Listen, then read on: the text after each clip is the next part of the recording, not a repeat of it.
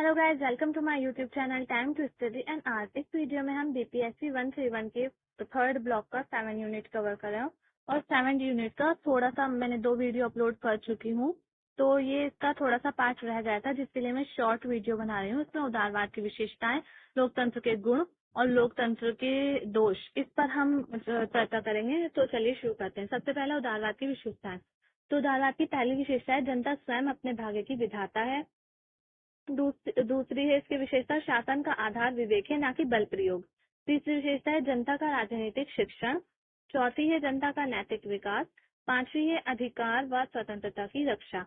तो उदारवाद में अधिकार और स्वतंत्रता की रक्षा पर बल दिया जाता है। शासन का आधार विवेक को माना जाता है, ना कि बल को। बल प्रयोग का विरोध करता है उदारवाद।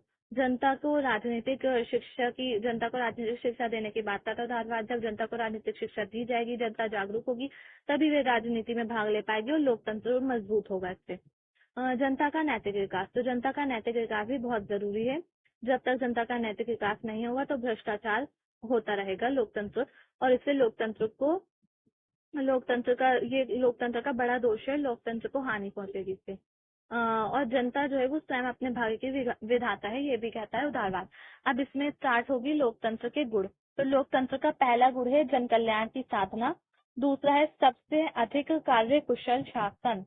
सबसे ज्यादा अच्छा शासन है लोकतंत्र, प्रशासन है। और सार्वजनिक शिक्षण, इसमें सभी लोगों को शिक्षा दी जाती है। लोकतंत्र में लोग जब चुनाव होते हैं तो चुनाव से पहले जो राजनीतिक दल होते हैं लोगों को अपने चुनाव का प्रचार करते हैं।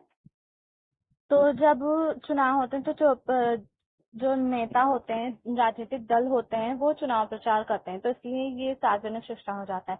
जनता का नैतिक उत्थान, समानता व स्वतंत्रता पर आधारित होता है लोकतंत्र में समानता और स्वतंत्रता जैसे महत्वपूर्ण गुण होते हैं। लोकतंत्र जो है वो विश्व शांति का समर्थक होता है, विश्व में शांति स्थापित करना चाहता है, विज्ञान का श्रेष्ठ प्रोत्साहक। फिर इसके बाद है विचार विनियमन व समझौते की भावना उत्पन्न करना। तो लोकतंत्र में विचार विमर्श किया जाता है, विनियमन किया जाता है, और फिर आपसी समझौते बातचीत के माध्यम से कोई भी समझौता किया जाता है और किसी भी मसले का हल निकाला जाता है। फिर क्रांति से सुरक्षा। तो लोकतंत्र में क्रांति से सुरक्षा होती है। देशभक्ति का स्रोत। लोकतांत्रिक सरकारों में जो है देशभक्ति का स्रोत होता है। लोकतंत्र एक और देशभक्ति देखने को मिलते हैं मनोविज्ञान के अनुकूल। अब इसकी कुछ विशेषताएं और हैं जो नीचे लिखी हुई हैं, तो मैं वो आपको रीड कर रही हूँ। तो इसके बाद की नेक्स्ट इसकी जो विशेषता है वो है लिखित संविधान। लोकतंत्र में एक लिखित संविधान होता है, जैसे कि हमारे भारत देश में लिखित संविधान है। और विधि का शासन। विधि का शासन यानी कि संविधान के अनुसार, संविधान के में जो प्रावधान किए गए हैं उसी के आधार पर सरकार शासन करती है। अपनी मर्जी नहीं चला सकती सरकार, ना ही अपने हिसाब से वो लोगों के साथ व्यवहार कर सकती है, बल्कि संविधान द्वारा जो कानून बनाए गए हैं उन्हीं के अधिकार पर शासन करेगी। मानव अधिकार। तो मानव अधिकारों की बात की जाती है। स्वतंत्र पत्रकारिता। जो न्यूज रिपोर्टर्स होते हैं वो स्वतंत्र होते हैं। न्यूज रिपोर्टर्स कह सकते हैं हम, न्यूज़पेपर्स होते हैं वो स्वतंत्र होते हैं, उनके पास ये स्वतंत्रता होती है।